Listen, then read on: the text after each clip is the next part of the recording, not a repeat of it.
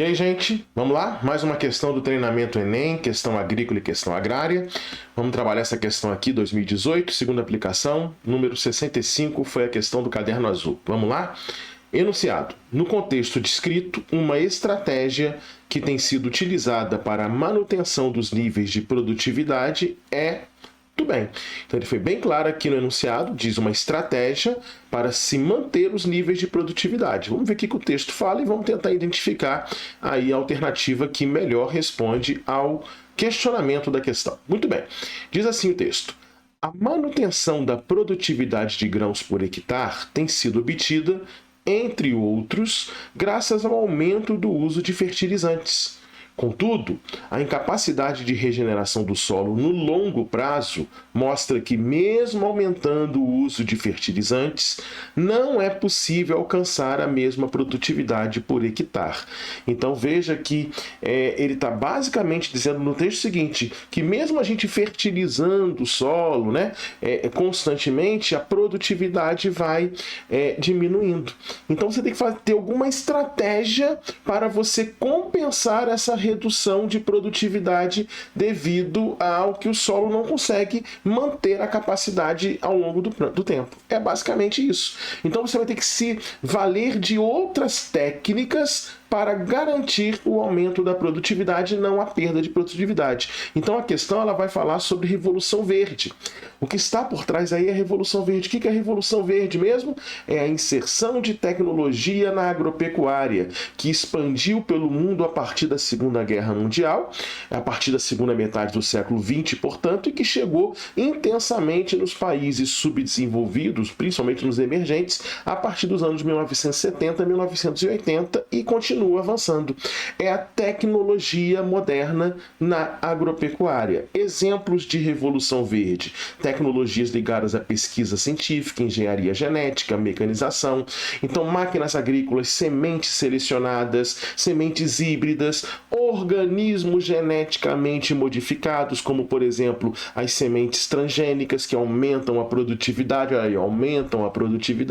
né? Então, muita ciência, muita tecnologia envolvida na agricultura moderna, tudo bem? O que mais? Fertilizantes, agrotóxicos, irrigação, sementes de alto rendimento. Então, grandes empresas que vão vender também fertilizantes melhores. Professor, mas o texto não fala que os fertilizantes não suportam? Sim, mas você vai tendo atualização de fertilizantes e junto com outras questões que vão auxiliar, como, por exemplo, sementes mais produtivas, sementes transgênicas, irrigação mais bem feita, agricultura de precisão, feita com precisão, ou seja, feita com técnica, com tecnologia, com ciência.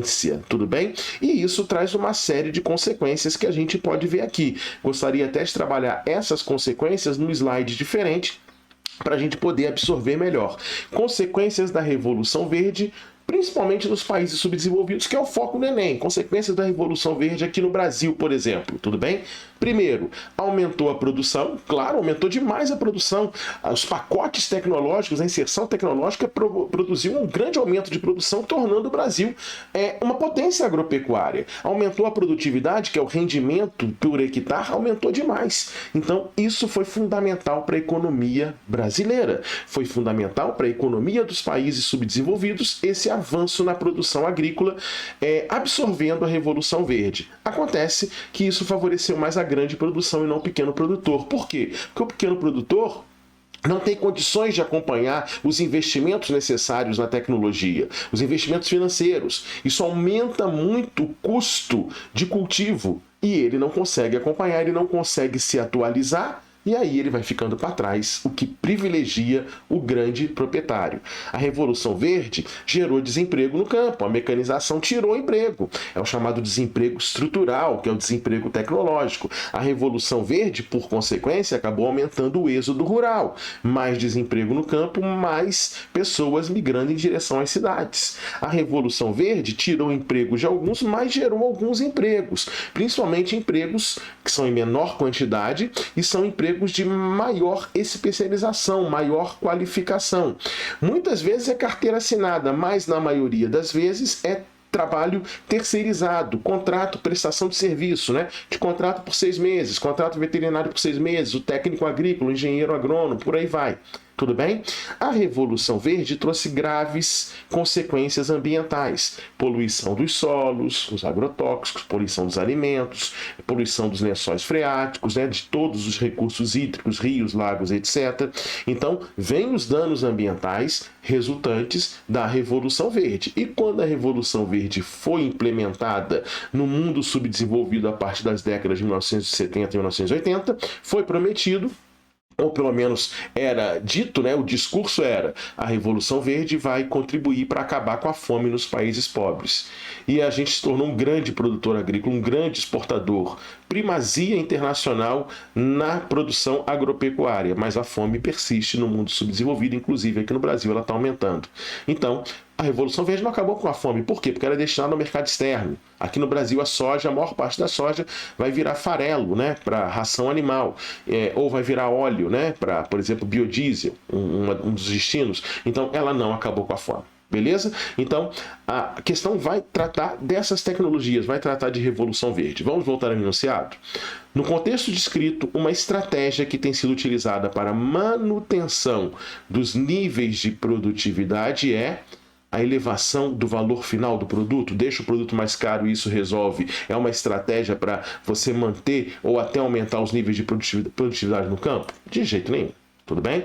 Letra B, adoção de políticas de subvenção, quer dizer, o Estado vai te ajudar, o Estado vai te dar juros mais baixos, é tudo muito bom, né? Subsídios, né, governamentais, mas não isso não vai te garantir a manutenção da produtividade, de jeito nenhum.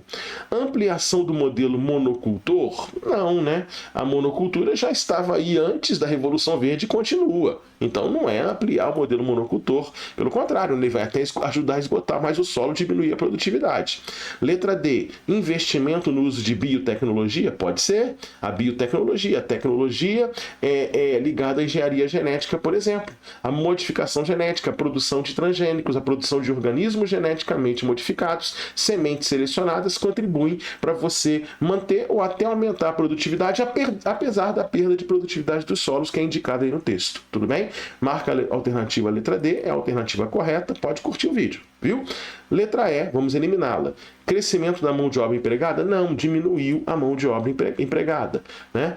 E quem está sendo empregado hoje, de maneira geral, como foi dito, é mão de obra mais especializada. Tranquilo? Questãozinha tranquila, mas importante porque a gente aí revisou o conteúdo Revolução Verde, que é muito importante e muito comum no Enem. Valeu, gente!